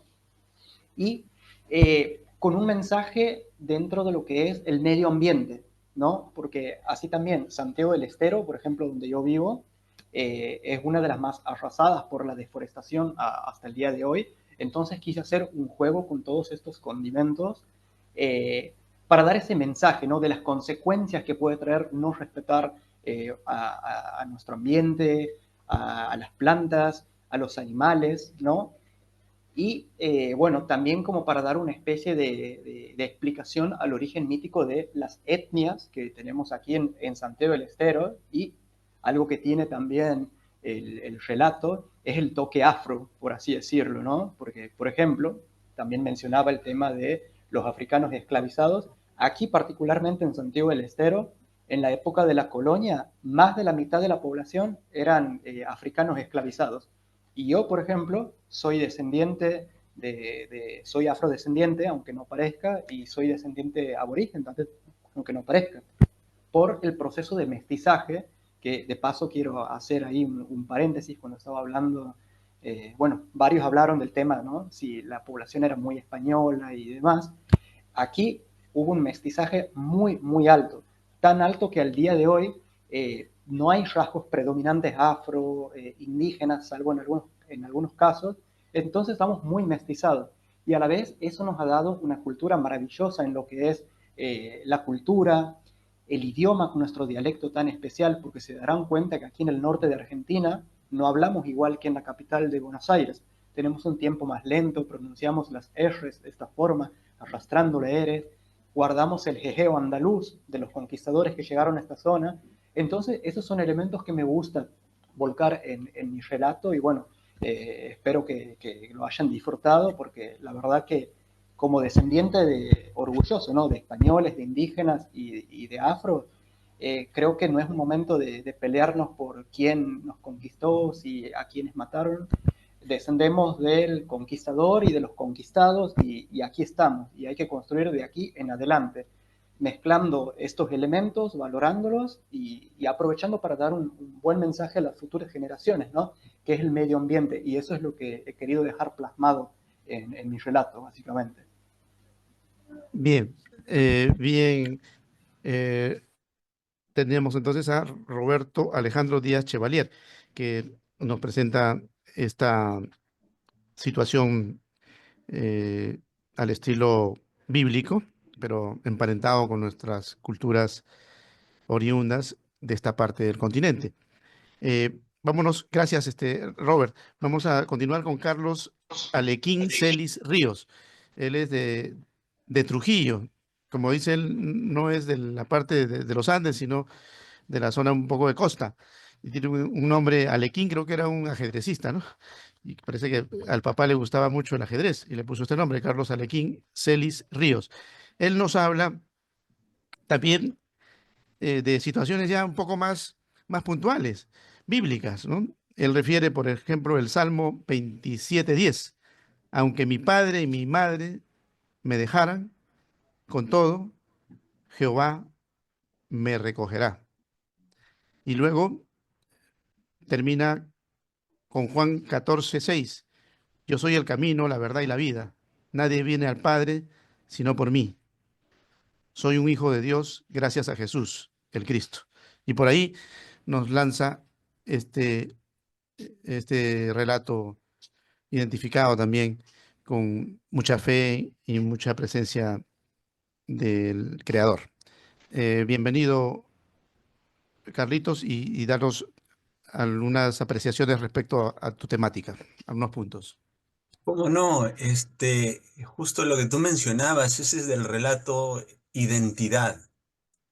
Eh, por mis viajes a diferentes lugares del Perú, bueno, he tenido esa gracia, ¿no? De poder viajar de conocer diferentes lugares del Perú, de viajar, de hospedarme, de pisar el lugar, ¿no? De tener ese contacto con la naturaleza, el ambiente, el aire. Yo recuerdo en Quirubilca, a más de 4.000 metros, ¿no? Cuando bajé, lo primero fue un mareo, por la misma presión, ¿no? La altura. Este, Identidad nace en Quirubilca. Yo me encontraba trabajando allá hace muchos años, el año 2013, en la mina, en una mina allá en Quirubilca, y me encontraba recorriendo en una mañana, recuerdo, y se me acercó una persona anciana. Parte de este relato es real y parte es ficticio. Y nació esta persona, ¿no? Le nació el contarme acerca de esta vivencia, ¿no? De lo que él había pasado en su vida. Es cómo él había trascendido un oficio, en un oficio que, si bien es cierto, no es tan vistoso, tan conocido para nosotros, pero en la altura sí, más en cuestiones de la minería. En la minería son muy necesarios los diques para que pueda el agua, ¿no? Circular, para que el agua pueda eh, seguir su cauce, ¿no? Seguir su cauce y así pueda haber agua en diferentes partes de nuestra serranía. También así conocemos las amunas, ¿no? Las amunas también son lugares muy interesantes que vienen desde la antigüedad desde los incas, mucho más antiguo incluso por las culturas preincaicas, las amunas y sistemas así, ¿no? Los ojos de agua. Pero bueno, el personaje de este tema que acabas de nombrar, Jorge, identidad, es un personaje que quería eso, ¿no? Sentirse identificado con la paternidad. Desde muy pequeño, ¿no? Él quiso que su padre lo reconociera, sin embargo no se dio así. No es muy dramático lo que él vive, ¿no? Porque a una edad tan corta, un niño de 8 años, él se siente despreciado por el padre, ¿no? Pero esto no fue un impedimento para seguir adelante. Él siguió adelante, buscó el oficio, por medio del oficio del construir, de construir diques, pequeños ladrillos que son utilizados para la construcción de diques, una forma como enrumbarse, de cómo trascender. Y lo vieron las personas de alrededor, que de pequeño era diestro, era muy hábil para estas cosas, y es que él comienza por ahí, tanto así que comienza a viajar. Primero a enseñar en la misma mina de Quirubilca y luego viaja al extranjero. Lo vieron los gringos, yo le digo, ¿no? Lo llevaron a Canadá, a Estados Unidos, y para que él pueda enseñar. Y este muchachito no había terminado en la primaria, pero él dice, yo me dediqué a la construcción de diques y me decían maestro, me decían maestro. Y ahí comienza a trascender, ¿no? Y hay partes en que también son ficticias que le voy agregando, porque si bien es cierto, la identidad nuestra nos han sido, digamos, no la escogimos, ¿verdad? No escogemos nuestra identidad, no escogemos nuestro nombre, no escogemos nuestra nacionalidad, prácticamente la heredamos. Entonces, trato de a este personaje, Pedro, trato de llevarle a algo trascendente, a que él se pueda identificar con una identidad eterna, ¿no? De poder sentirse que, que si bien es cierto, nuestras diferentes formas de identidad que nosotros podemos pensar, con las que nos podemos identificar, son importantes, pero identificarse con esa, valga la redundancia, esa identidad de ser un hijo de Dios trasciende, ¿no? Trasciende porque los seres humanos estamos de paso. Hay un poeta muy conocido, no recuerdo el nombre, un poeta peruano, escritor peruano, perdón, que dice que el alma es eterna, ¿no? El alma es eterna. Y este personaje que escogí conoció de ese Dios, ¿no? Conoció y se sintió como que él tuvo una identidad honorable. Termino así, ¿no? Una identidad honorable. Se sintió un hijo de Dios, pero he ahí el canal. Ahí está el canal. ¿Cómo se suscita? ¿Cómo se da esto de obtener esa identidad honorable? Mediante el Cristo crucificado. Entonces, en esta obra trato de plasmar eso, ¿no? En identidad. Ujú. Bien, bien, Carlitos. Vamos a tomar nota de lo que nos estás explicando, ¿no? De alguna manera, reforzando. Recuerden que refuerza un poco lo que ustedes mandan al concurso, es la transmisión lo que es el papel frío, ¿no? Al ser humano, ¿no? Y superando a la máquina. En estos tiempos donde tenemos mucha inteligencia artificial, es la única manera también de poder llegar a un ganador absoluto más identificado con la lucha que tenemos, ¿no? Porque los robots por ahí nos están compitiendo, aunque usted no lo crea.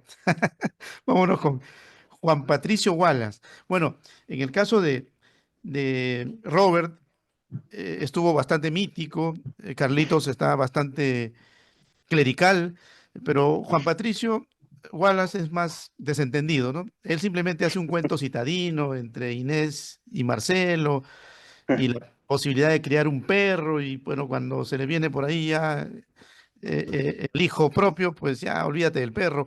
Coméntanos un poco sobre tu temática, Juan Patricio Wallace, desde Argentina. Bueno, Jorge, aprovecho para saludar a Matilde, que hoy cuando hablé no estaba presente, me mando un saludo acá de Argentina.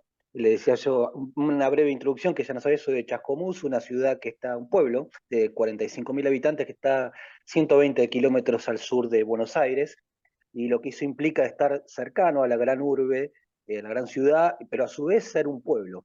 Entonces, este pueblo tiene una laguna, en el cual la ciudad está a la vera de la laguna, y como todos sabremos, pueblo chico, infierno grande, y en todas mis narraciones, este cuento que yo mandé, de que estaba explicando algo recién Jorge, es un extracto de un libro que estoy queriendo editar, que se llama que lo que habla este cuento básicamente es, como decía Nietzsche, ¿no? Más allá del bien y el mal, es qué es lo que está bien y qué es lo que está mal en una relación de pareja y en un pueblo, en las arrabales de un pueblo donde quieren crecer, esta pareja quiere crecer, quiere tener su primer casita y se compran su primer casita y tienen días de lluvia y lluvia que ni siquiera pueden pintarla, porque lo que quieren hacer es acomodarla.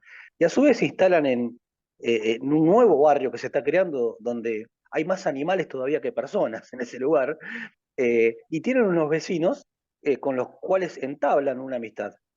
Eh, y ahí empiezan las contradicciones de la mujer de no poder quedar embarazada, de esta familia que se fue a vivir, el compararse, esa comparación tonta, digo yo, pero inevitable a veces con el otro, de que uno quiere la vida del otro, pero a su vez no sabe que quiere la vida del otro. Estas contradicciones que se ven plasmadas en este cuento, donde a veces no sabes si el que está actuando bien es el protagonista, que es el marido, y si la mala es la mujer, si los buenos son los vecinos.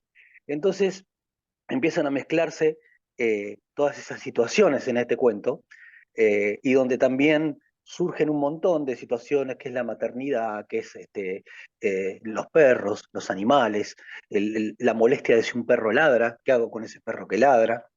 Eh, y bueno, es un cuento que a mí particularmente me gusta porque habla mucho de las miserias humanas y las bondades humanas. Se mezcla todo en este cuento. Eh, quiero un poco parafrasear un escritor contemporáneo nuestro, que hoy estábamos hablando mucho del idioma, que para mí el idioma español o castellano es hermosísimo, hermosísimo. Y lo cierro con algo que decía Borges.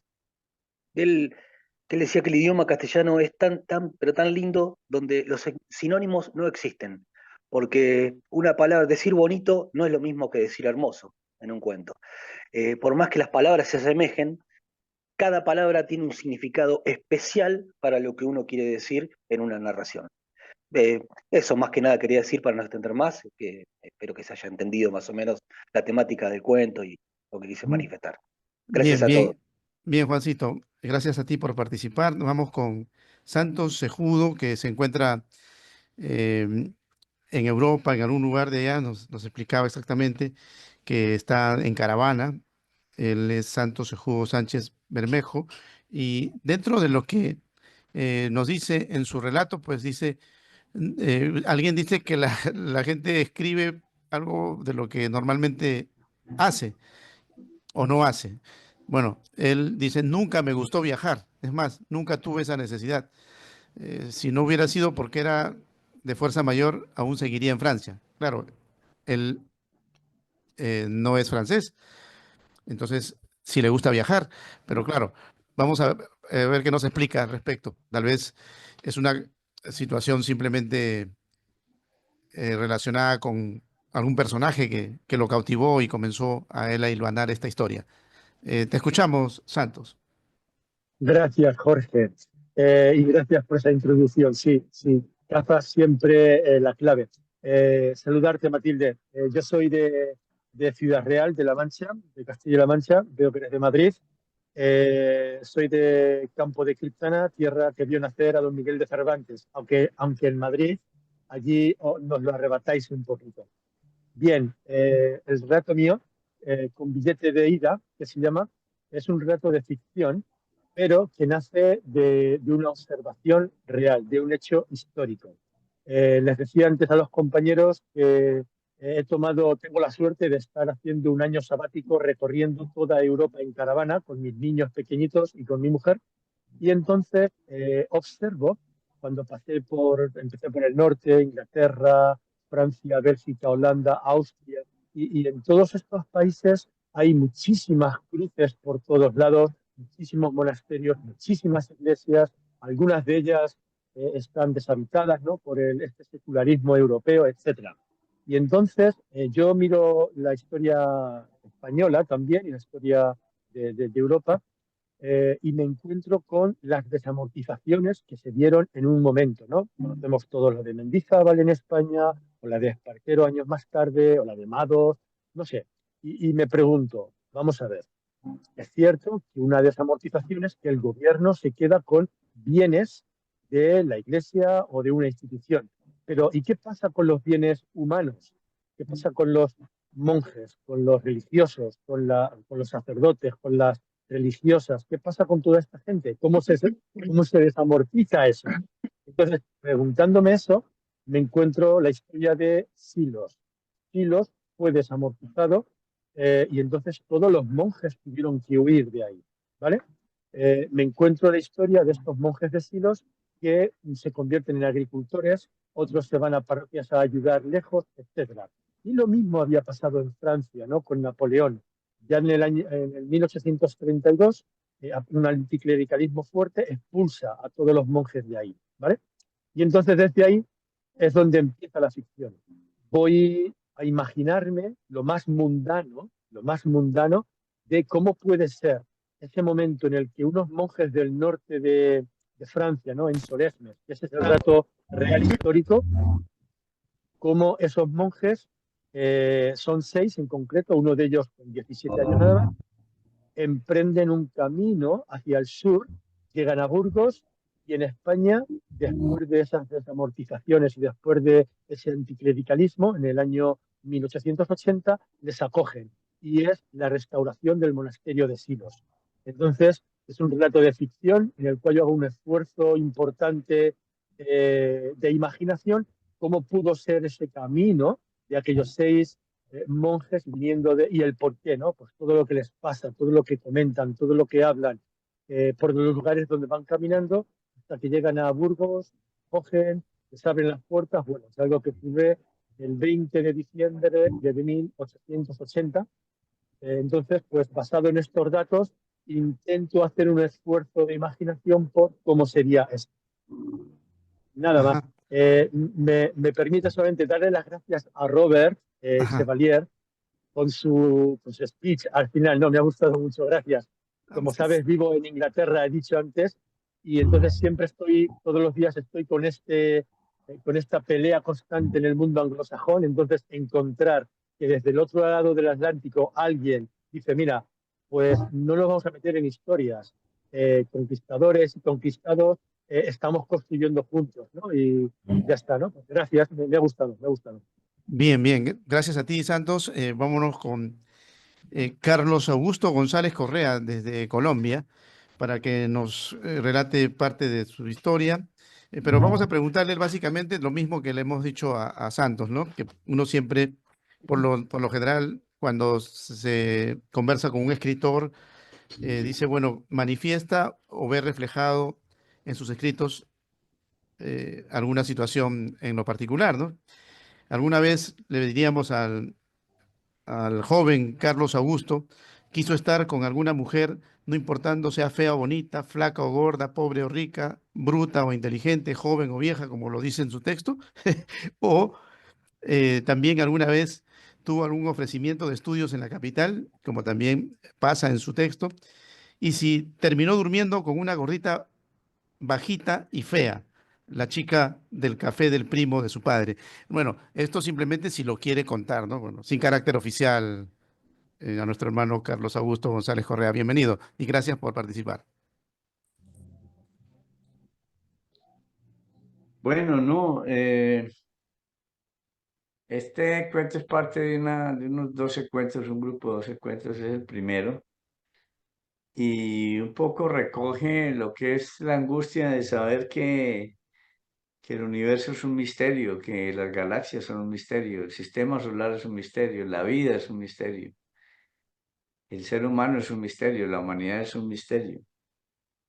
Y recoge una frase que García Márquez, en un discurso que pronunció con motivo de la celebración de uno de los aniversarios de la explosión de la bomba atómica en Hiroshima. Esa se llama El cataclismo de Damocles.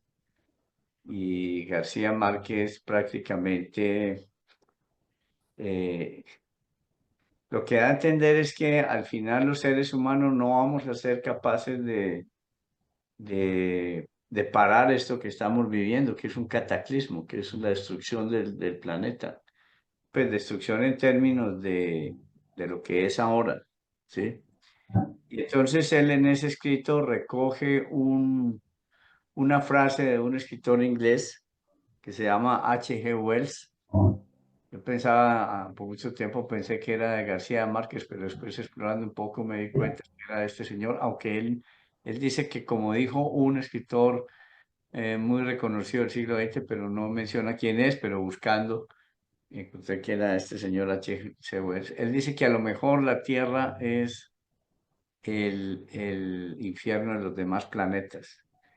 Y entonces este cuento narra como el despertar de un adolescente en Colombia, o si quieren en América Latina, poco a mediados del siglo pasado, que se pregunta eso, ¿qué es esto?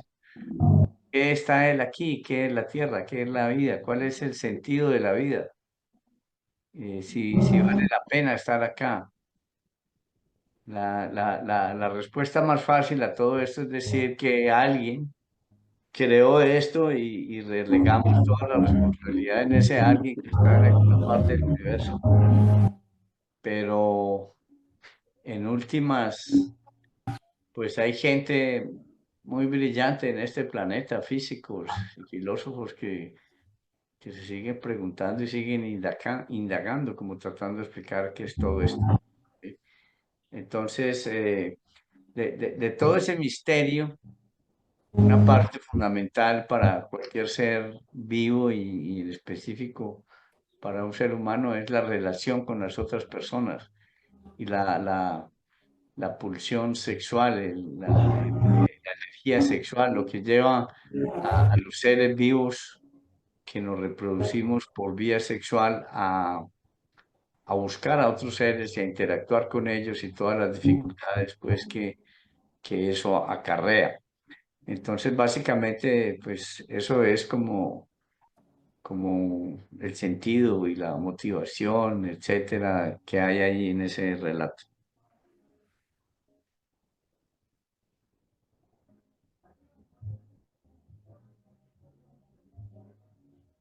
Sí, aló,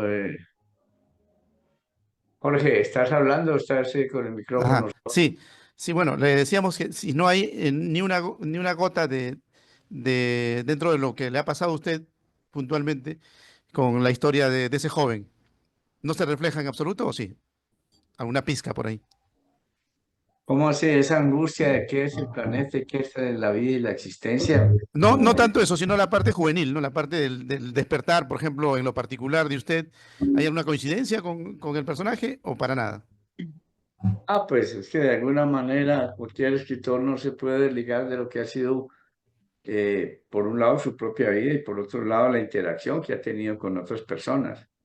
Y pues yo pienso que de alguna manera cuando se escribe algo se plantea ahí, cuando uno va a leer una novela o algo, uno no necesariamente lee la biografía del personaje para ver si la lee o no. Ujú.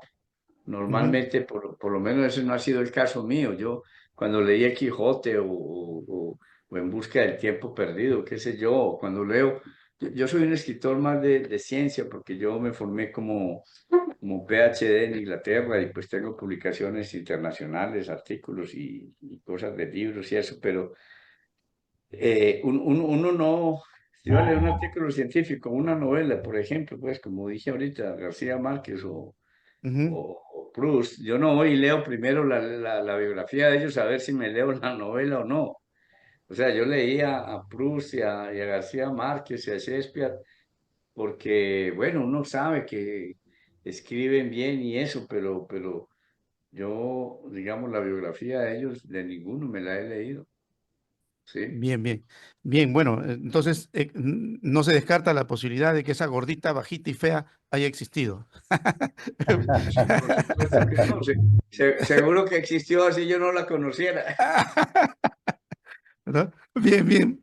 Gracias por participar. Vámonos con el profesor Pedro Ávila, primero antes de darle la palabra a Matilde. Profesor, ¿qué les parecen estas historias? Bueno, maravillosa, maravillosa. Y me hizo recordar algo escrito por mí que solo está en el currículo, ¿no?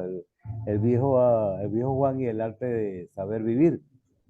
que cuando yo escribí eso, lo hice porque me inspiré en ese señor, el señor Juan, que vivía en una montaña, decían La Montañita, en un lugar de Caracas, ¿no? A las afueras de Caracas.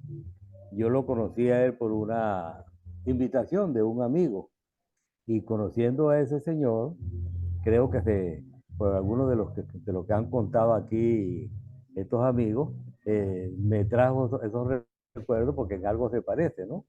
Cuando yo escribo sobre Viejo Juan es la vivencia de él, pero el Viejo Juan terminé siendo yo, porque comienzo a hablar de él y voy hablando de él y empiezo a meter lo que él me cuenta, todas esas cosas, y terminé con las lecturas mías y con lo que yo conté.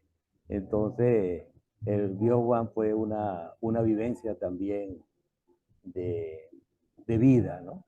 De ese señor y mío. Somos dos viejos Juan en ese caso. Entonces, lo que ellos han contado, que me ha parecido excelente, pues me trajo ese recuerdo que lo traigo ahora a colación en ese libro que solo lo nombro allí en el currículum.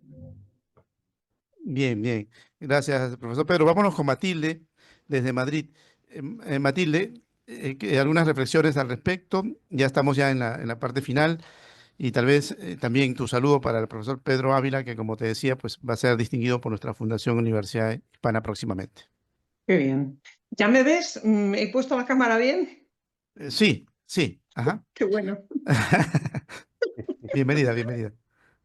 Mis reflexiones son que toda conversación con los autores, con los escritores, con su universo es apasionante. Y claro, lo difícil, por una parte, es interesante conocerlos porque, bueno, podemos penetrar más en sus textos y saber un poco más de lo que trasciende sus historias. Eso es la parte buena, pero la parte mala es que hace más difícil la selección. A mí, como parte del jurado, me parece todavía más complicado conocerlos. ¿Sabes lo que quiero decir? ¿No? Conocerlos me parece que da ese Ajá, punto que quita objetividad, claro. ajá. Pero me ha resultado muy curioso cómo se ha hablado mucho de misticismo. Y hay unos cuantos escritores, no sé si tiene que ver con el misticismo de los Andes, el misticismo de la naturaleza, la grandiosidad de la creación. Eso por una parte me ha llamado la atención. Y por otra, todo lo que he escuchado en este rato es los matices de la lengua, los matices del castellano introducido en América con sus variantes y con su universalidad, las derivadas de la literatura universal de Cervantes. Esto ha sido un tema recurrente, se ha repetido varias veces. Eso por un lado. Y por otro, me ha divertido mucho la historia, el relato histórico, por mi tendencia a la historia siempre, de la historia de las desamortizaciones y el supuesto bueno, inventado de que llegan 6 monjes a Silos. Esto me ha parecido también una historia curiosa. Pero el misticismo, la lengua y, y las imágenes fantásticas que se dan en los escritos de este concurso lo hacen muy rico y muy difícil de elegir ahora, muy difícil de leer. Eso es lo que veo. Ajá. Bueno, Tal vez tengas alguna pregunta para alguno de ellos, ya estamos cerrando. Alguno que quieras tú de pronto, no sé, que te explique un poquito, alguna cosita más, algún sí, detallito. por ejemplo, tengo siempre mucha curiosidad por saber, por ejemplo, para Juan Patricio Huagas, Ajá, tengo mucha curiosidad por saber si el pueblo del que hablaba en su relato está en Entre Ríos, está cerca, porque es una zona que conozco, una zona de Argentina. Yo estuve en Gualeguay y Gualeguaychú y ajá. no localizo el pueblo del que hablaba. Era por esto, por saber si está cerca de esa zona o no. Sí, pero creo que ya no lo veo. No está por ahí Ah, Juan. si no Juan lo creo. ves, no. Sí, Si salió, no, creo. Sí, se salió. Ya no se encuentra ya. bueno, no pasa ¿Al? nada. A ver, ¿Otro?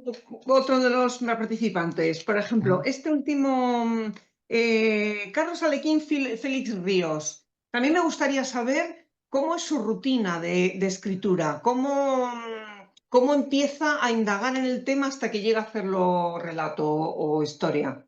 Ajá. Carlitos, te escuchamos. Tu micrófono, Carlitos. Tampoco está. Ah, Sí, sí está. Sí. No escuché la pregunta, Carlos Celis. le habla. No escuchó la pregunta. Repítele, Matilde, por favor. Bueno, me gustaría que nos contaras cómo es tu rutina de escritura, cómo investigas o cómo llegas al tema, cómo empiezas a proponerlo, cómo lo desarrollas y un poco cómo has llegado hasta la historia que has escrito. Claro. Gracias por la pregunta. En base a las experiencias que he pasado, las vivencias, ¿no? En la serranía, conociendo también la idiosincrasia del habitante, ¿no? Y en Quirubilca, Santiago de Chuco, Huamachuco, Cajabamba, Huaranchal, lugares así de la serranía acá del Perú, la serranía liberteña, y uniendo ideas, digamos que tratando de, por sobre todo trato de como contador de un cuento, de un relato, de impactar, tratando de unir, ¿no? Ideas en base a las vivencias. em, y yo tengo, como dije al principio, ya escritos dos libros de relatos, pero algo que forma parte de mi convicción, de mis creencias, es que ese Cristo crucificado es el que trasciende en mi historia. Yo empiezo cualquier tipo, escojo un tema, escojo los personajes, voy hilando, ¿no? Las ideas, los pensamientos, pero vamos a encontrarnos, creo en todas las personas, todos los seres humanos, vamos a tener esa oportunidad de encontrarnos con ese Cristo crucificado que nos cambia la vida. Es el que nos cambia la vida, que nos da esa oportunidad, esa esperanza de, de vivir, digamos, enfocado en algo, ¿no? Yo soy músico, digamos, me gusta hacer música, soy músico, he desempeñado diversos oficios, ¿no? Y en todos ellos he tenido experiencias.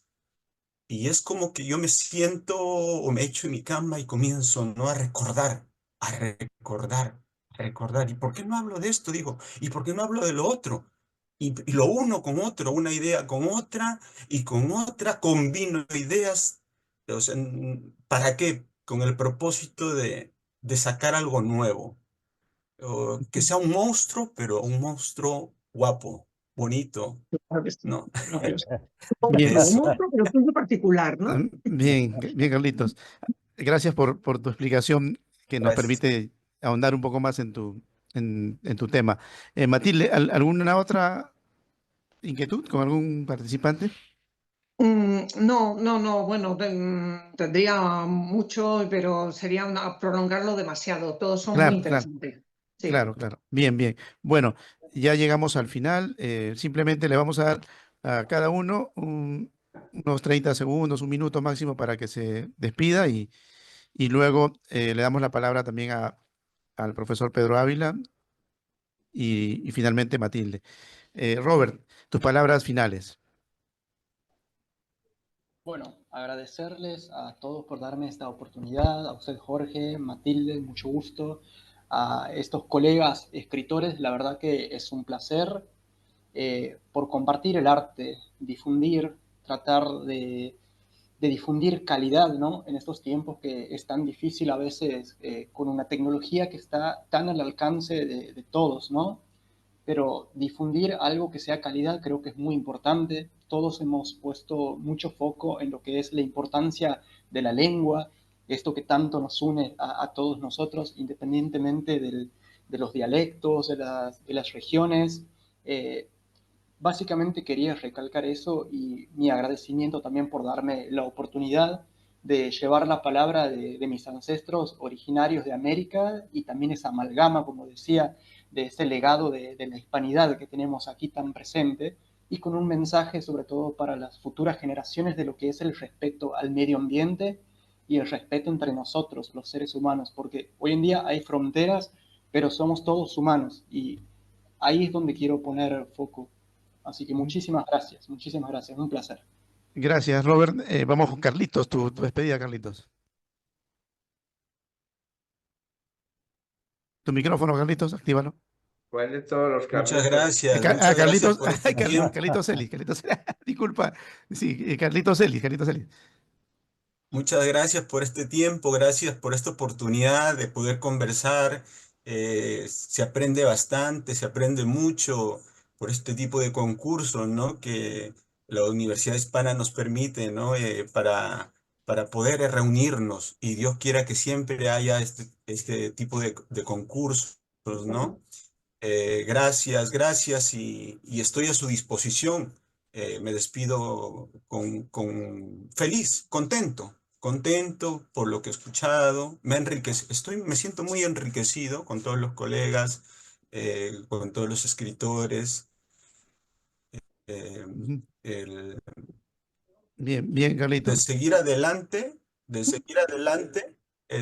estoy para servirle. Sí, bueno, vamos a continuar en línea. Recuerda que para lo que acabas de decir, ¿no? Ya está la gente mandando incluso sus textos para el año 2025, ¿eh?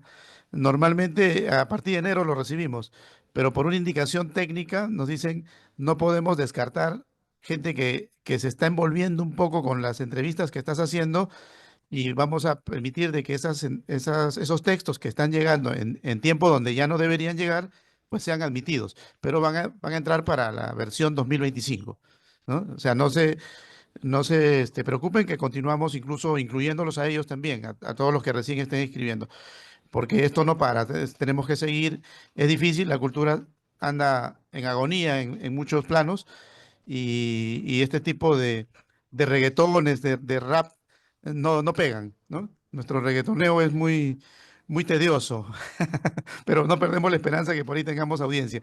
Y sí la tenemos, por ejemplo, con Santos Sejudo. Santos, tu despedida desde Europa, Nada, pues nada, desde Montenegro, el frío de Montenegro. a Muchas Montenegro, sí. gracias, Jorge. Muchas gracias, Jorge. Gracias al profesor Pedro Ávila. Y parece ser que Matilde vas a tener que leer muchísimo más o buscar a más ayudantes, ¿no? De verdad, muy agradecido por mis colegas aquí. Ha sido una suerte poder haberme encontrado con vosotros, lo que hemos compartido. Decía al principio que soy un enamorado y heraldo que me siento de la lengua castellana en el mundo anglosajón, donde la imparto. Entonces, bueno, pues me habéis dado ese empaque, ¿no? Para poder seguir promocionando algo que realmente nos une, que es la lengua, que es el idioma, que es la cultura y que además que se puede transmitir también a través de los años. Pues gracias a los colegas. Gracias, Santos. Bueno, nos mencionabas a Matilde. Recuerda que tenemos también dentro del jurado a Raquel Marcus, que está en Venezuela, al doctor Luis Marcano Salazar, que está en Santiago de Chile. Son varios los miembros del jurado que tienen que deliberar, ¿no? Claro, la misma preocupación que manifiesta Matilde, ellos también la dicen, ¿no? Pero ese es el reto, me dicen, ¿no? Simplemente ya estamos acostumbrados a estas lides de ir buscando, pues, dentro de todos los escritos, rescatar a nuevos valores para lo que significan este tipo de mensajes tan necesarios como son los pueblos olvidados a través de Macondo del siglo XXI y notas migratorias que tienen que ver con nuestros inmigrantes, ¿no? Que lamentablemente siempre son un escenario dramático en cualquier parte del mundo. Vámonos con Carlos Augusto, el otro Carlitos, Carlos Augusto González Correa, desde Colombia. Gracias, Carlitos, por participar. Tus palabras finales. Gracias. No, pues yo lo primero que tengo que decir es que yo ya estoy de salida de este planeta. Yo cumplí 70 años este año y ya de aquí en adelante considero que es como una ñapa, como decimos en Colombia, como una adición. Eh, pero de todas maneras yo veo dos escenarios. Uno es el Armagedón, el apocalipsis, el fin del mundo, como lo presagian tanto, incluso de alguna manera era como una advertencia que hacía Gabriel García Márquez en ese escrito que les mencioné. Si eso pasa, lo único que yo quisiera es estar aquí para verlo y disfrutarlo, ¿sí? Pero si eso no pasa, si no hay una cataclismo, un apocalipsis, etcétera, lo que sí me gustaría es pensar en que en el futuro, en los años venideros, como lo expresé ahora rato que participé pues en la conversación, el mundo hispanoparlante se una desde el punto de vista cultural, social, económico y político para ser una fuerza que podría ser predominante en este mundo, no necesariamente pensando en avasallar a los otros como el Inca o como los grandes dictadores, Alejandro Magno, o como Putin o qué sé yo, pero sí yo pienso que este mundo hispanoparlante debía aprovechar esa enorme ventaja, esa enorme excepcionalidad de la historia en que todos nos podemos entender desde España hasta la Patagonia y hasta el norte de Chile, incluso hasta el sur de Estados Unidos, donde hay esa gran presencia de hispanoparlantes, ¿sí? Entonces, en esos dos escenarios, esa es como mi visión. Uno, si es que esto es inevitable y se va a acabar, pues de pronto estar acá para vivirlo y disfrutarlo, como digo yo. Y si no es así, pues que haya ese movimiento de unidad, de unión, de juntar esfuerzos, de aprovechar ese enorme regalo que nos ha dado la historia de poder, en un mundo tan vasto y tan diverso, entendernos, incluso donde yo decía a alguien que América Latina era un crisol de todas las razas. Aquí convergemos todos, aquí nos mezclamos todos, nos entendemos todos, indios, negros, blancos, mestizos, mulatos, zambos, etcétera. Ese sería pues mi mensaje. Muchas gracias. Gracias, Carlitos. Bueno, como diría García Márquez, que tanto lo mencionas y siempre lo recordamos por nuestros Macondo, hay que vivir para contarlo, ¿no? Y como diría Carlos Augusto González Correa, no importa terminar con una gordita, bajita y fea, ¿no? Lo importante es vivir para contarlo. Bien, vámonos con Pedro Ávila, nuestro invitado principal de hoy, el profesor Pedro Ávila, desde Casanay.